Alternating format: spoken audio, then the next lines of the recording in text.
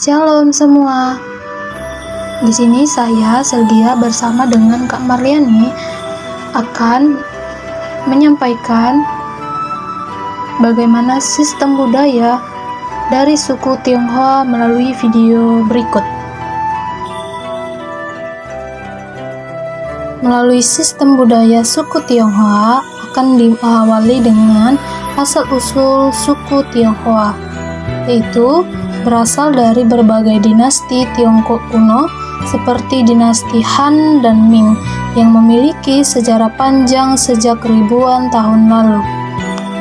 Adapun gelombang migrasi besar ke Indonesia terjadi sejak abad ke-15 hingga masa kolonial Belanda, terutama untuk berdagang dan menetap. Dan bahkan dalam diaspora global, komunitas Tionghoa di Indonesia merupakan bagian dari diaspora terbesar di dunia dengan akar budaya yang kuat dari Tiongkok daratan.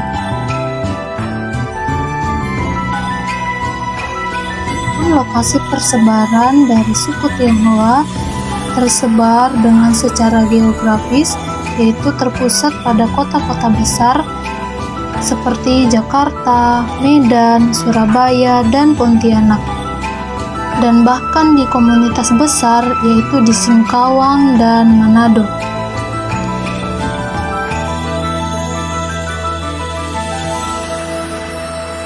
Dengan budaya suku Tionghoa, bahasa utama yang mereka pakai meliputi yaitu Mandarin, Hokkien, Cantonese, dan Hakka ataupun Teochew.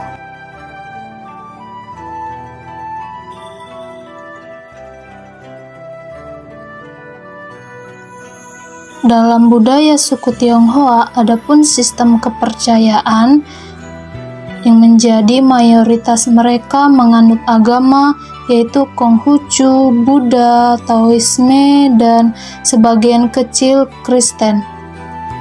Dalam praktik sembahyang leluhur sebagai bukti atau sebagai bentuk bakti dan penghargaan. Dalam sistem politik yang ada di budaya suku Tionghoa itu bersifat komunitas dan marga dengan peran tokoh masyarakat dan ketua marga sebagai pemimpin sosial yang dihormati. Sistem kekeluargaan suku Tionghoa di Indonesia. Sistem kekeluargaan suku Tionghoa di Indonesia pada umumnya masih banyak dipengaruhi oleh tradisi leluhur dari Tiongkok. Meskipun sudah mengalami penyesuaian dengan budaya lokal, berikut penjelasan pentingnya. 1. Bentuk kekeluargaan. Patrilineal garis ayah. Keturunan marga contoh Han dan warisan biasanya mengikuti garis laki-laki.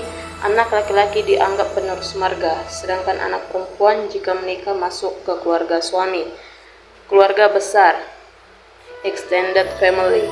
Dahulu keluarga Tionghoa tinggal dalam satu rumah besar, rumah toko atau rumah perkampungan bersama orang tua, anak, kakek, nenek, hingga cucu.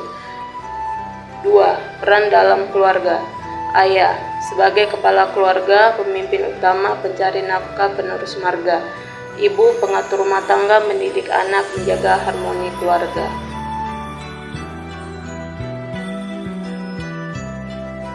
Falsafah hidup suku Tionghoa di Indonesia.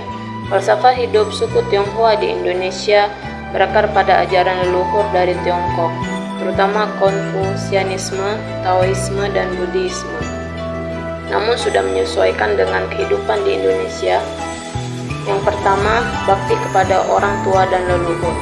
Inti dari Konfusianisme, anak wajib menghormati, merawat, dan mentaati orang tua. Dilanjutkan dengan penghormatan kepada leluhur melalui sembahyang dan menjaga nama baik keluarga. 2. Harmoni, hidup harus seimbang, manusia dengan alam, keluarga, dan masyarakat. Menjaga hubungan damai dalam keluarga dan komunitas dianggap sebagai kebahagiaan. 3. Kerja keras dan hemat. Pepatah, tekun bekerja, hemat membangun masa depan. Banyak orang Tionghoa di Indonesia menekankan usaha, disiplin, dan tidak boros. Prinsip ini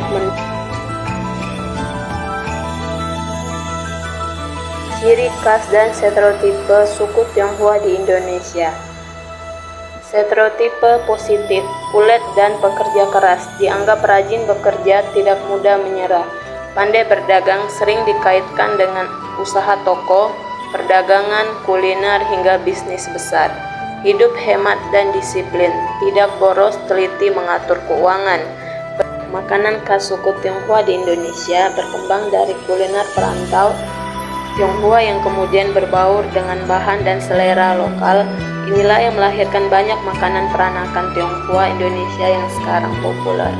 Makanan khas suku Tionghoa di Indonesia antara lain bakmi, mie Tionghoa, kue keranjang, lumpia Semarang, capcay, bakpao, cakwe, siomay, dan dimsum.